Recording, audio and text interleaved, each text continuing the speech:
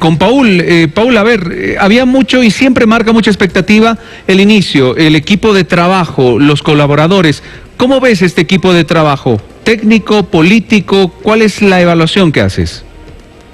Muy bien, las primeras tres impresiones que se da son los siguientes. Uno, se nota que por los perfiles y los currículum que uno ha podido indagar en redes sociales o en medios de prensa, de que la característica en común es que todos son profesionales y de índole técnico. Entonces ese es un primer aspecto que no es el menos importante, de hecho es el más urgente y necesario, porque se requieren personas que sean entendidas en diversos temas y que ya de una vez se sienten y pongan a trabajar sus ministerios en función a las necesidades de Bolivia. El segundo aspecto, se nota que son colaboradores cercanos a los actuales mandatarios, en especial Arce Catacora, que ya cuentan, además de lo profesional que hablaba en el punto 1, con relativo grado de experiencia en la administración pública, de manera de que estas personas entienden la cosa pública y no están yendo a aprender, que eso es un aspecto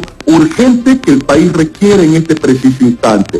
Y ahora un tercer aspecto es que el gabinete representa lo que es una pequeña Bolivia, en donde no todos tienen que tener una misma visión y ahora ya depende de ellos, de los ministros, de cómo se van a reunir con los mejores hombres y mujeres que pueden llegar en cada uno de sus ministerios, y de una vez, como se dice, ya termina la época del discurso y empieza la época de la acción estatal llamada gestión pública, y ahí nosotros vamos a ver en los primeros 100 días, en corto plazo, el desarrollo de cómo lo están haciendo cada uno de estos en sus ministerios, y sobre todo saber cuál es el estado real de los ministerios y las diversas entidades que dependen de estos ministerios, si han o no sido bien administradas, si se va a hacer o no los respectivos procesos de responsabilidad por la función pública en contra de aquellos que hubieran causado, por ejemplo, corrupción y daño económico al Estado.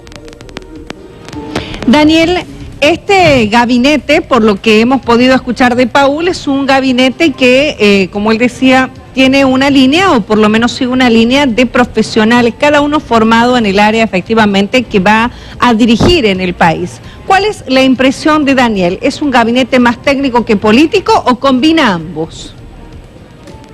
Lo primero que me llama la atención, Cecilia, es que hay bastante juventud, ¿no? Hay una mezcla de experiencia, pero sobre todo predomina la juventud.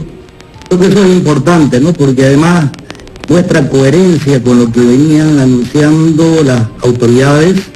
Uno esperaba que en un momento sale el gabinete finalmente, y ellos habían anunciado que iban a ser gente renovada, gente que no había estado antes en funciones ministeriales, y creo que se ha cumplido. Segundo aspecto que me parece importante, aunque son anuncios, el discurso de tratar de generar una identidad, es que es un gabinete que también, a través de la nueva ministra de la Presidencia, ha expresado, ¿no?, cuál va a ser la identidad de este gabinete, ¿no? Trabajar cabalmente en reconciliar, en pacificar, en unir, en tender puentes con los sectores que han estado con posturas extremas, radicalizadas de ambas veredas, para ser muy equitativo. Un tercer elemento que creo que es muy claro, lo ha dicho Paul, creo que es un gabinete donde varios de los miembros responden al círculo de confianza del actual presidente, ¿no? Que es además, creo, una persona que ha trabajado mucho en el tema económico y seguramente ha ido reclutando personas de su confianza, les ha dado cargo mayor responsabilidad, y ahora están llegando algunos de ellos a ocupar cargos importantes. Y también hay gente con experiencia, no hay gente que tiene una militancia ya muy conocida en el movimiento socialismo, eso no se puede negar. Voy a dar solamente dos nombres, el señor Novillo, ¿no?, ex diputado, a quien conozco, sé que es una persona de grandes valores personales, y creo que además va a darle la estabilidad que necesita un ministerio como es el Ministerio de Defensa.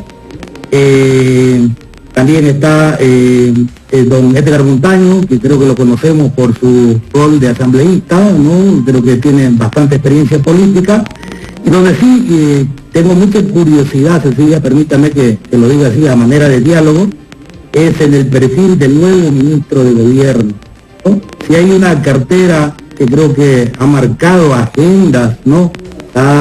Muchas veces ha generado sentimientos encontrados, incluso hasta temor en el anterior gobierno, me refiero al gobierno transitorio, fue esa cartera, la del Ministerio de Gobierno. Veo en el perfil, no lo conozco, una persona parece ser bastante joven, bastante, diríamos, equilibrada, no se ha escuchado todavía una declaración altisonante. Creo que si ese fuera el perfil del nuevo ministro de Gobierno, estaría este gobierno también dando una nueva señal positiva en la ruta que ha planteado de pacificar, reconciliar el país, ¿no? Entonces yo lo que creo que hasta el momento hay una expectativa positiva, favorable, y habrá que ir viendo con el tiempo si eso se ratifica con los hechos, ¿no? Porque aquí hay una agenda importantísima, trascendental, ¿no? El país está esperando que este nuevo gabinete, este nuevo gobierno tenga la capacidad de recuperar la estabilidad económica, que creo que va a ser una tarea difícil, quizás de mediano, ojalá no sea de largo plazo. La otra es reconstruir la democracia, que en algunos aspectos había quedado pulverizada.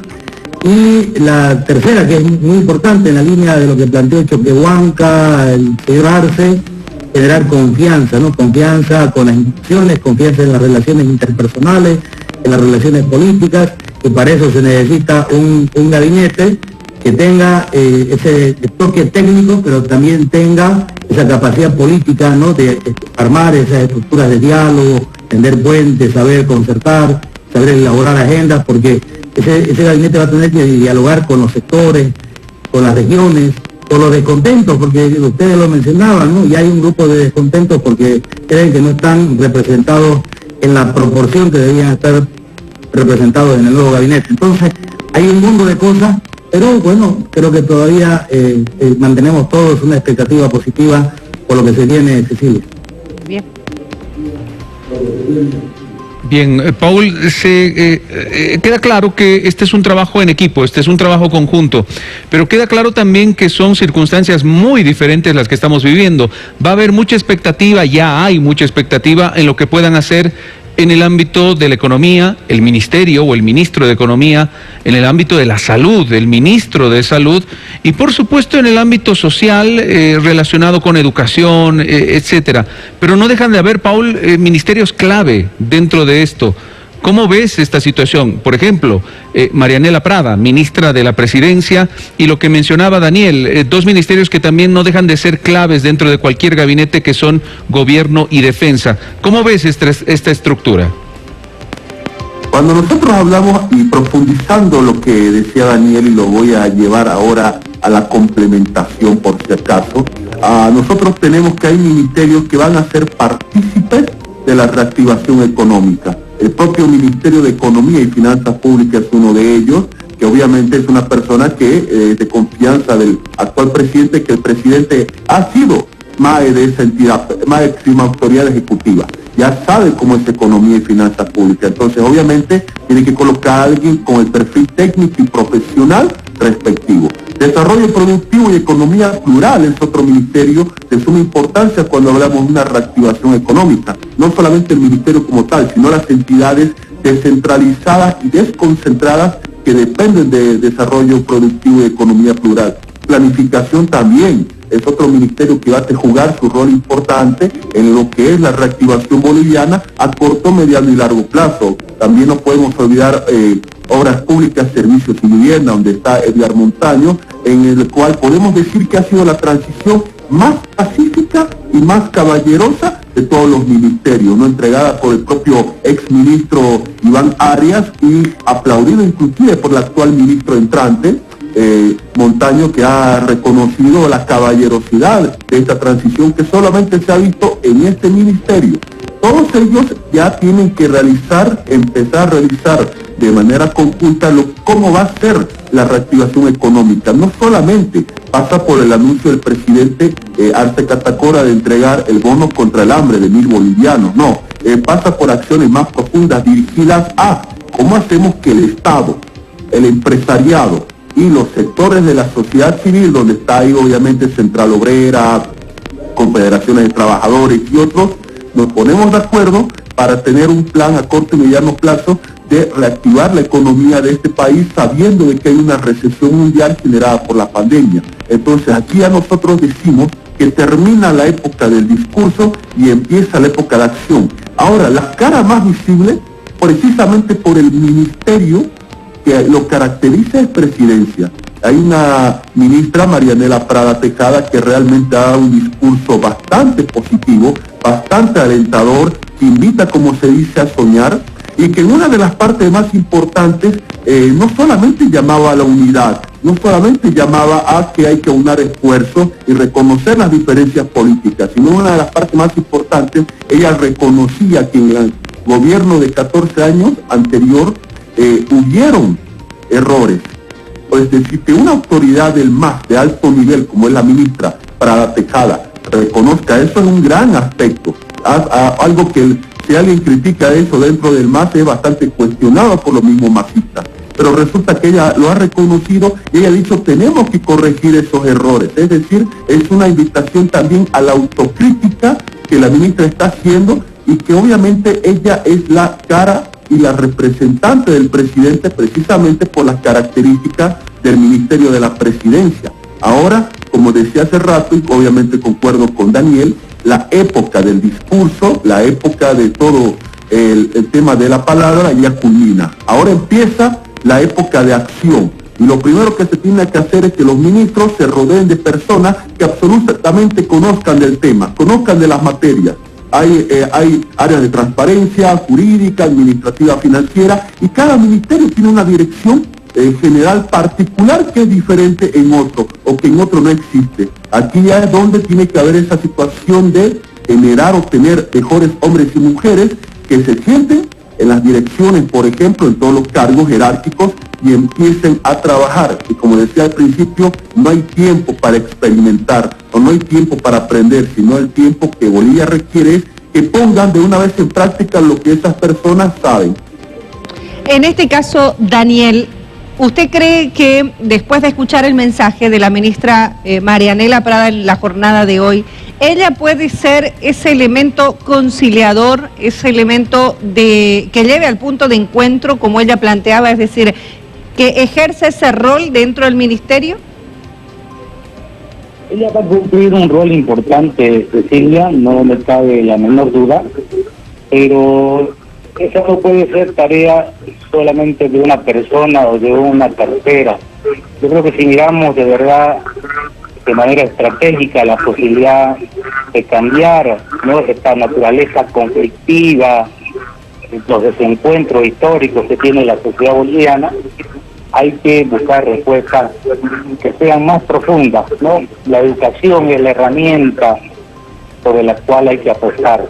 Por eso mi mirada, por ejemplo, y yo voy a hacer este comentario, está en saber si el ministro de Educación está a la altura, tiene una visión, tiene una idea, tiene un programa que esté cabalmente vinculado a la posibilidad de generar, que este proceso, ¿no?, de diálogo, de concertación, de pacificación del país. En eso, el Ministerio de Educación y todas las políticas, programas que se puedan desarrollar son realmente importantes, son estratégicos, ¿no? Ese es un primer aspecto. El Ministerio de Justicia también tiene que ser un promotor del respeto a los órganos de gobierno, fundamentalmente al órgano que está encargado de la administración de justicia. No hay labor pedagógica más importante en una sociedad cuando la justicia funciona. Eso pacifica una sociedad, eso genera confianza, y ese es un desafío importante. Yo valoro mucho, y creo que todos los bolivianos deberíamos hacerlo, dar el beneficio de la duda, porque tanto el vicepresidente como el presidente han anunciado que van a respetar la independencia del órgano judicial, que se ha acabado la judicialización de la política, que ha sido lo más tóxico que hemos tenido, tanto en el gobierno transitorio como también en el gobierno anterior, ¿no? Es decir, instrumentar la justicia para fines políticos. Es lo peor que puede ocurrir. Eso hay que desterrar. Entonces, ahí la labor del Ministerio de Justicia va a ser muy importante, cabalmente, para cambiarle la imagen a la Administración de Justicia. Es una tarea titánica que tiene ese ministerio.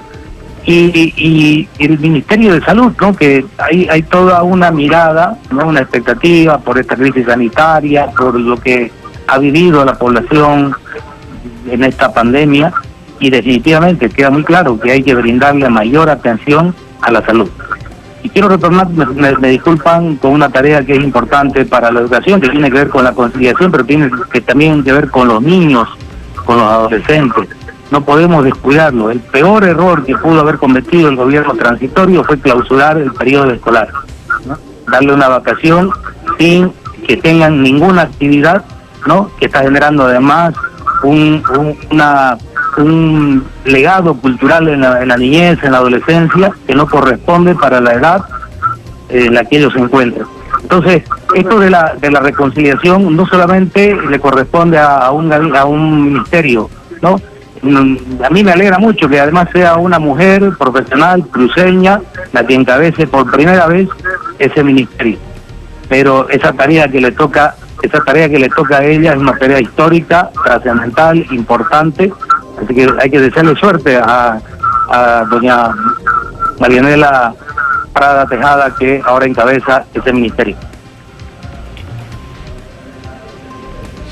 Bien, Paul, a ver, el ministro, el presidente más bien dicho, Luis Arce, ha dado una señal clara una vez más. Dice que se ha encontrado y se está encontrando en estas primeras horas asumiendo el mando del país con varias cosas que no son positivas, es decir, con un descalabro, y ha mandado este mensaje en la posesión de austeridad a las autoridades. Este va a ser un gobierno de mucha austeridad, y aparte de este mensaje para el trabajo como tal de su gabinete, han comenzado inmediatamente varias repercusiones.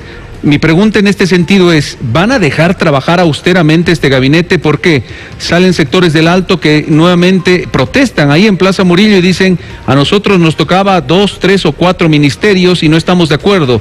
Salen familiares y allegados a Orlando Gutiérrez y dicen, oigan, ese ministro de Minería no corresponde que esté ahí, tiene que ser otra persona y nosotros tenemos esta persona. Salen familiares y víctimas de Sencati Sacaba y piden al ministro de Gobierno, este viceministerio de Seguridad Ciudadana nos corresponde. Bien, todo ese tipo de cosas, austeridad de por medio, presiones del otro lado, Paul. ¿Van a dejar trabajar a un gabinete así? Muy bien, lo primero que hay que entender es lo siguiente. Punto 1, que la estructura del órgano ejecutivo nacional está establecida en un decreto supremo, el 29894. Eso no significa de que ese decreto supremo que establece toda la estructura de ministros, viceministros, direcciones, unidades que conforman estos ministerios, simple y llanamente está establecida en un decreto que puede ser establecido, modificado por otro decreto supremo emanado de un gabinete de ministros, un consejo de ministros, mejor dicho. Segundo aspecto, tenemos que tomar en cuenta lo siguiente, que no todos pueden ser ministros en este país.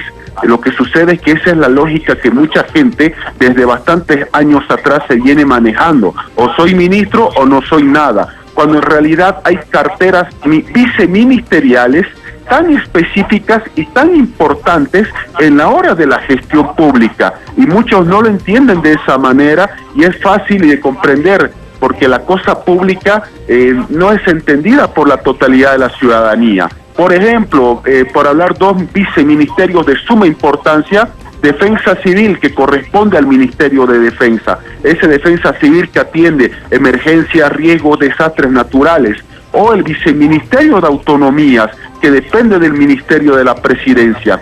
Entonces ahí nosotros vemos esos aspectos. Directamente lo que se tiene que hacer es lo siguiente. Bueno, primero corresponde al presidente el designar a sus ministros y a los viceministros. Y sí, hay una confusión tremenda porque muchos piensan que es el ministro quien designa al viceministro, y no es así, es el presidente. El ministro lo único que hace es tomarle juramentación al viceministro. Segundo, dejar este gabinete que trabaje, dejar que se rodeen de los mejores elementos y dejar que en estos días que se vienen ya empiecen a realizar las acciones en beneficio de Bolivia. Ahora obviamente esto ya corresponderá a qué espacios de poder le otorga a cada sector social el propio presidente del Estado. Pero como le digo, en una de las políticas que el MAS inclusive en su momento cuando estaba Evo Morales asumió, fue el criterio de austeridad.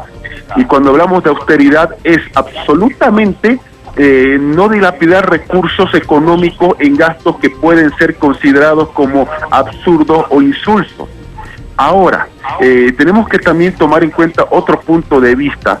Hay que saber el estado real de cada una de las entidades del nivel central del Estado. Eso no solamente se hace a través de los informes con una fecha de corte, es decir, hasta tal día me informan que han hecho, por ejemplo, la gestión de Yanine Áñez, sino también con lo que se descubre en el camino y los informes respectivos de auditoría. Y ahí ya tiene que aplicarse en todo sentido la ley 1178 SAFCO, la 004 Marcelo Quiroga Santa Cruz, el decreto 23318A, que es de responsabilidad por la función pública. Y si hubiera daño económico al Estado, hay que hacer los procesos penales y el proceso civil para resarcir ese daño económico al Estado boliviano. Entonces es una gran tarea que tiene que generar una concertación nacional en el sentido mismo de la palabra. Y obviamente dejar que las personas que el presidente ha confiado para que sean sus ministros, sus personas de confianza y que dirijan la administración pública en cada área, puedan desempeñar lo mejor que saben y rodearse de las mejores personas. Pero repito, hoy ha sido la designación de ministros, falta todavía viceministros, máximas autoridades ejecutivas de las otras entidades, llámese por ejemplo aduana, correos, yacimientos, etcétera, etcétera. Entonces eso nos damos cuenta de que la torta del Estado es bastante grande, pero hay que tener el principio de austeridad en el sentido de la palabra, porque el país lo necesita. Daniel, ¿cómo debe tomar o cómo debe entender el país en este momento? Porque de acuerdo a lo que manifestaban hace instantes, valoraban un poco el hecho de que sean muchos rostros jóvenes, o sea, muchos de los ministros son jóvenes, es una nueva generación, todos obviamente del movimiento al socialismo, pero ¿cómo se ve el mensaje de que no existan ex ministros o ex autoridades que ocuparon cargos ministeriales o cargos altos durante los 14 años, a excepción obviamente de don Edmundo Novillo, que fue presidente de la Cámara de Diputados y también gobernador? El resto como que es gente nueva en realidad, que ya había estado en viceministerios o en otro tipo de cargos, pero nunca habían estado como ministros. ¿Es una buena señal, Daniel? Mire, creo que es un tema muy interno, ¿no?, del movimiento al socialismo. Pues la vida interna, los conflictos, las distintas posiciones que deben existir dentro del movimiento al socialismo, supongo han obligado a que se tome una línea así de una renovación total, ¿no? Porque esto de verdad que es una renovación total, por lo menos a nivel de lo que es el gabinete que acompaña a las actuales autoridades. Habrá que darles la oportunidad, y creo que nadie nace con experiencia. Se vienen momentos difíciles, va a haber conflictividad con algunos sectores, ya lo hemos visto esta tarde. Se van a poner en prueba de fuego los nuevos ministros, cada uno en su cartera, cada uno maneja temas que siempre generan intereses de demanda. Y bueno, espero que si los titulares son jóvenes, tengan también el asesoramiento de personas con experiencia, ¿no? Porque la experiencia combinada con la juventud creo que es la mejor fórmula. Eso por una parte, ¿no? Por otra parte, si me permite usted, creo que también hay un problema que se va a ir expresando seguramente de manera consecutiva, que tiene que ver con expectativas laborales, ¿no? Con lo que vulgarmente se llama las pegas.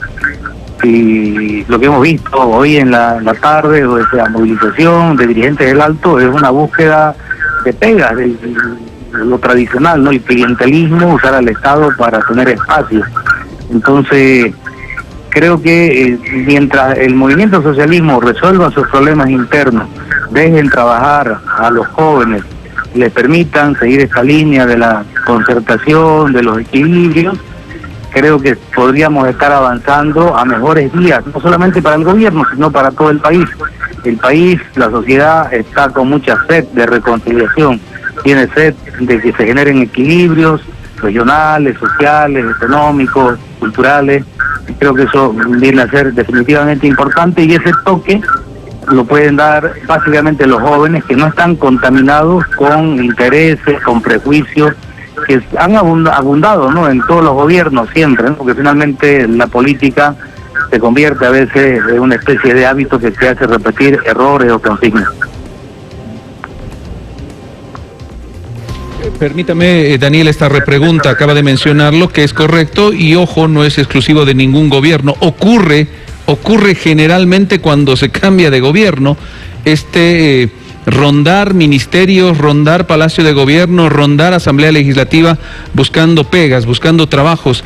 Ese tipo de presión, ¿qué va a ocurrir? Porque llega alguien, hoy hemos visto una imagen, por ejemplo, en alguna repartición estatal, donde gente con un discurso muy duro pedía a los funcionarios que de una vez se vayan y cosas así.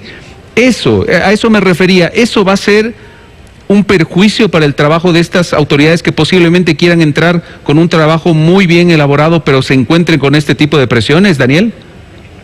Bueno, ahí en el ejemplo que usted da se mezclan dos cosas, ¿no? Son, creo, por una parte los resabios de esta confrontación fratricida, ¿no?, sin cuartel que hemos tenido en los últimos meses fundamentalmente. Entonces eso ha generado, ¿no?, resentimientos, y algunos están intentando aprovechar este cambio, ¿no?, el que se ha dado en los últimos 2 días para expresar esos sentimientos. Pero creo que también ha habido una línea muy clara de censurar por parte de algunas autoridades del Ejecutivo este tipo de conducta. Y lo otro que usted dice es, pues, moneda corriente, ¿no? Cuando hay un cambio de gobierno, no tendríamos que sorprendernos mucho, porque se produce a nivel nacional, departamental, municipal, ¿no? Pero en este momento creo que le hace daño, porque es un momento, como lo ha dicho el nuevo presidente, de austeridad. Y austeridad significa que todos tenemos que hacer los esfuerzos, y la premisa mayor no debe ser ocupar un carguito, una pega, tener un ingreso proveniente del Estado, ¿no? Entonces habrá que esperar, reitero, de que el movimiento socialismo resuelva, ordene sus problemas internos para no estar tropezando con este tipo de situaciones que finalmente pueden un poco empañar, ¿no?, los buenos oficios, los buenos discursos que hemos estado escuchando desde que han asumido las nuevas autoridades. Paul, ¿cuál es su criterio de estas imágenes que hoy se difundieron, efectivamente, a las que hacía referencia un poco Juan Carlos, en el entendido de que hoy se vio un grupo de personas, militantes aparentemente del movimiento del socialismo, por el discurso que manejaban, llegar a un ministerio y exigir que se vayan todos, decían por moral, en un discurso muy duro, mientras por el otro lado se escuchaba horas más tarde a la nueva ministra de la Presidencia hablar de un discurso conciliador, de que hay que respetar izquierdas, derechas, y que hay que respetar las ideologías de todos? En realidad, ¿cómo se debe interpretar esto y qué debería hacer tanto el presidente como los nuevos ministros con este tipo de actitudes? Lo primero que se debe de entender es lo siguiente, que esto lo que ha sucedido en el Viceministerio de Descolonización, cuando un grupo de militantes del MAS pedía al resto que se vayan, prácticamente es eso, una petición de un grupo absolutamente minoritario del movimiento al socialismo, porque el MAS durante 14 años ha aprendido a cómo es el manejo de la cosa pública, y el mismo MAS en su gran mayoría sabe cómo es el manejo de la cosa pública, y este es un grupo minoritario simple y llanamente que buscó un tipo de protagonismo aprovechando las circunstancias, y un protagonismo que no viene absolutamente al caso. ¿Por qué? Porque para empezar, el nuevo ministro en un ministerio es quien decide qué va a hacer con los espacios jerárquicos, medios o directamente los que no están inferiores jerárquicamente hablando. Es su primer aspecto. El segundo aspecto, pensar o decir que un ministro cuando llega a ese ministerio no va a llevar gente de su propia confianza es falso. Siempre ocurre eso, que sean profesionales y técnicos, militantes o no del partido político que ocupa el gobierno, no importa, el ministro tiene esa facultad y tiene esa decisión. Y no va a permitir un ministro de que vengan personas a su nombre a generar este tipo de situaciones. Ahora, que existan líneas internas para cambiar a los funcionarios es algo propio de la administración pública, no hay que sorprenderlo, pero este grupo que yo decía, me ratifico, lo que dije al principio, es un grupo meramente minoritario que intentó aprovechar la coyuntura y las circunstancias, simple y llanamente, y esto no tiene que representar el sentir total de la administración pública. Ya lo decía ayer el presidente Arce Catacora en su discurso en la parte final, una parte en la que pocos le prestaron atención, que nadie en Bolivia tiene que ser catalogado o clasificado por el color político o la opción política que haya decidido, que hay que trabajar con todos. Y hoy día ese aspecto lo ratificó la ministra de la Presidencia, Marianela Parada Tejada. Entonces nosotros vemos que lo que se vio hoy día es un grupo minoritario, minúsculo, y al final de cuentas la decisión pasa por la máxima autoridad ejecutiva de cada cartera de Estado, es decir, del propio ministro. Y de que va a haber cambios gubernamentales es un hecho de que va a existir, no vamos a decir que no. De que no va a haber cambio 100%, nunca puede haber cambio 100%, porque hay funcionarios de carrera y otros que saben cómo se maneja ciertas áreas, sistemas o características. Entonces eso es propio de la función pública y esto así tiene que entenderse. Bien, Daniel, cierro de mi parte por lo menos con esta pregunta. En algún momento en el anterior gobierno del MAS, se sobrepasaban los 20 ministerios. En el gobierno de Yanine Áñez se redujo 3, llegaron a 17. Hoy se reduce uno más. Son 16 ministerios. La pregunta es, ¿están los que tienen que estar, imprescindibles, o se puede reducir más este gabinete? Es decir, ¿hay ministerios que tienen una suerte de duplicidad o se los puede, en el marco de la austeridad, reducir más? Bueno, esa es una pregunta interesante, Juan Carlos, ¿no? Porque muchas veces se parte de la idea de que habiendo menos ministerios se está generando un ahorro importante, pero cuando uno ya revisa los presupuestos de los ministerios, hay ministerios que no le significan una gran erogación presupuestaria para el Estado. Voy a dar un ejemplo. Tuvimos el Ministerio del Deporte, que fue uno de los ministerios que fue eliminado por el anterior gobierno en plena pandemia, y ese ministerio tenía un presupuesto que no pasaba de los 40 millones de bolivianos, ¿no? O sea, era ínfimo, pero si hubiera sido bien utilizada, ¿no? A través de programas, ¿no?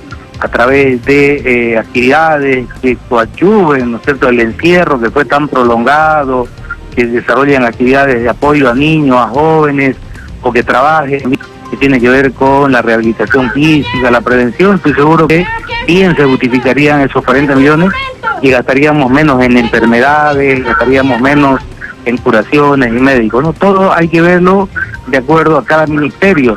Se eliminó también el Ministerio de Cultura, ¿no?, que creo que pudo conectarse muy bien, o puede conectarse bien con tareas educativas.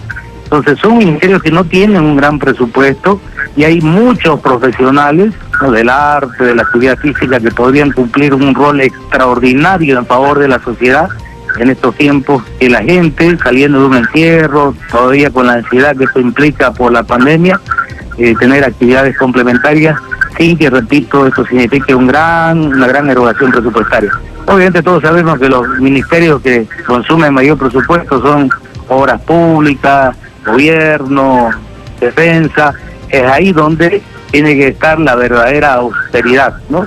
El anterior gobierno se dio el lujo en el mes de mayo, no tengo el decreto, de comprar durante 2 veces uniformes. No sé si lo habrán comprado, pero el decreto decía así, por 330 millones de bolivianos, uniformes para los policías, ¿no? O sea, tenía sentido una compra extraordinaria de uniformes. Entonces, la austeridad creo que tiene otros códigos, estará también gastar menos gasto dispendioso, menos cafecito, menos viajes.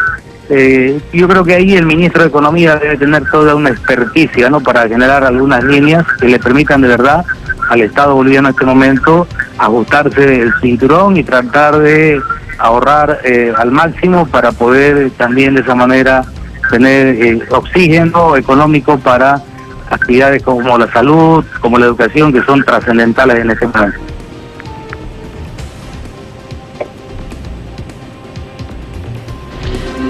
Juan Carlos, Daniel, Paul, estamos viendo imágenes de la llegada de Evo Morales a a Potosí en este momento. Por favor, si podemos escuchar unos instantes para que en minutos nos puedan dar su criterio también, tanto Paul Coca como Daniel Valverde. Escuchemos. Es en vivo en este momento. Saludo por parte de la Federación de Cooperativas Mineras del Sur Atocha. Queremos darle la bienvenida y el feliz retorno a su pueblo querido, a su pueblo natal, que es su Estado nacional. Eso es lo más importante en este momento para nosotros, que los dos mejores personajes de esta historia nacional están junto a nosotros y en su tierra. Lo que queremos es agradecerle por todas las obras infinitas que han realizado, principalmente para el municipio de Atocha. Estas imágenes son en vivo, Juan Carlos, en este momento desde Potosí.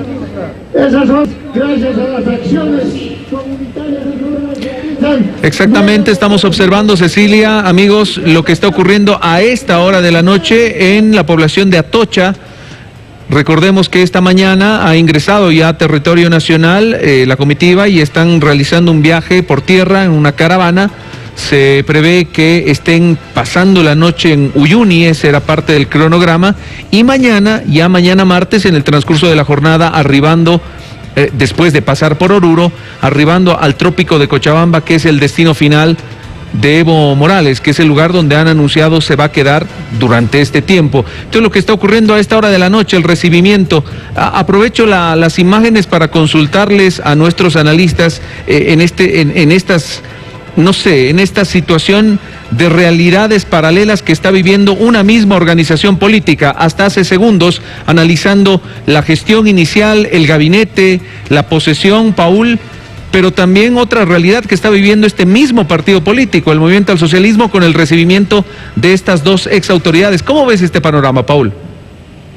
Nosotros tenemos que basarnos en tres aspectos elementales o centrales lo que se está viviendo en la ciudad de La Paz, con la administración pública a nivel central del Estado, y en el sur del país con la llegada del expresidente Evo Morales. Primero, Evo Morales, quiera sí o no, va a seguir teniendo y tiene influencia en la vida política boliviana.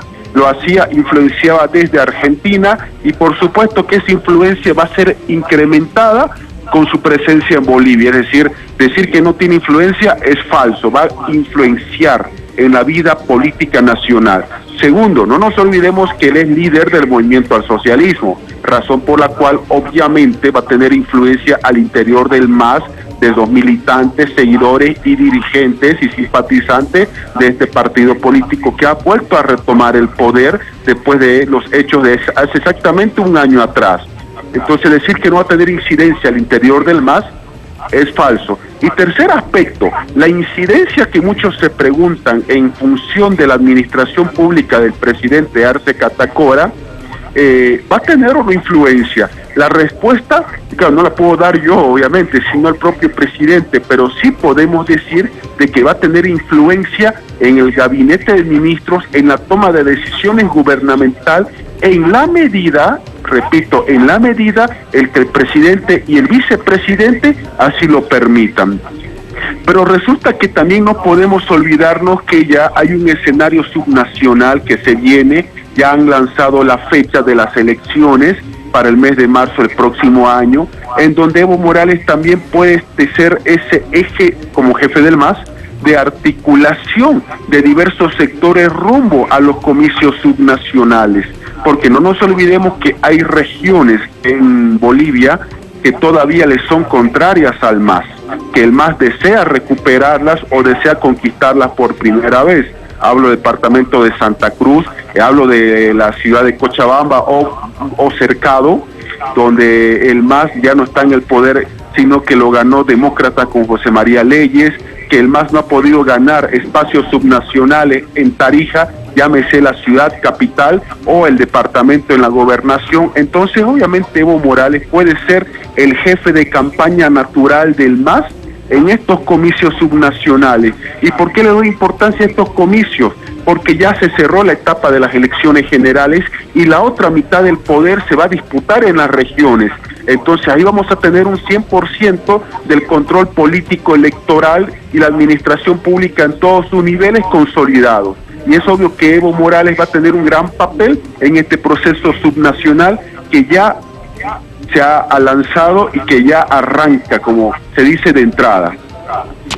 Daniel, su opinión ya también para ir concluyendo sobre la presencia de Evo Morales en el territorio nacional. Bien, muy cortito, Cecilia. A ver, yo creo que destaco un aspecto que no deja de ser coherente con la línea que ha venido planteando tanto el nuevo presidente y vicepresidente. No mezclar asuntos de partido con asuntos de gobierno. Han sido muy cuidadosos tanto en su discurso de no exaltar a Evo Morales, no hablar de algunos aspectos que tienen que ver con él, ni asumir compromisos. Me parece que esa diferenciación entre lo que es gestión de gobierno y partido político es saludable. No he visto, por lo menos, que hoy, por ejemplo, el canal estatal esté haciendo seguimiento estricto, minucioso a la caravana que acompaña al expresidente Morales, ¿no? Creo que también eso es mantener una coherencia importante dentro de lo que ha sido un poco la discursividad de esos 2 días de asumir la presidencia. Tercer elemento, y creo que tiene que ver con el futuro, ¿no? Yo auguro, puedo prever de que gran parte de los problemas que van a tener en el nuevo gobierno va a ser cabalmente problemas internos, ¿no? O sea, bloques que se van a ir abriendo, ¿no? Para cada uno pedir tener mayor participación en las decisiones, ¿no? Y dentro de ellos seguramente uno de los bloques más importantes por su rol histórico, por haber encabezado el movimiento socialismo durante todos estos años, va a ser el de Evo Morales. Pero va a haber otro bloque como el que hemos visto ahora, ¿no? De gente joven, más técnica, que está entrando a la gestión pública y que tiene quizás una visión distinta. Es decir, va a entrar un poco en confrontación el más reivindicativo que hemos conocido con este otro más ya inclusivo, dialogante, proactivo, o por lo menos como lo denominaba don David Choquehuanca, de equilibrios, de concertación. Entonces ahí vamos a ver algunas fisuras que son normales en la política, pero ojalá sean bien administradas para que no terminen perjudicando a todos. Muchísimas gracias, Daniel, muchísimas gracias, Paul, también por habernos acompañado en el análisis esta noche. A ambos, obviamente, no solo del nuevo gabinete, sino también este último punto que veíamos en el Centro Minero de Atocha, es donde le dan la bienvenida a Evo Morales. No es menor lo que nos decía Daniel, que la televisión estatal no está acompañando en este momento la transmisión en vivo, ¿no, Juan Carlos? Exactamente, lo que observamos, por si acaso, estamos extractándolo de una página de la organización política. A través de internet están haciendo una transmisión en vivo y haciendo el seguimiento de esta caravana. Daniel, muchísimas gracias, de verdad, qué gusto. Paul, lo propio, un abrazo enorme para ambos. Gracias, Juan Carlos. Saludos a Paul y a Cecilia. Muchas gracias, un fuerte abrazo, feliz inicio de semana. Igualmente.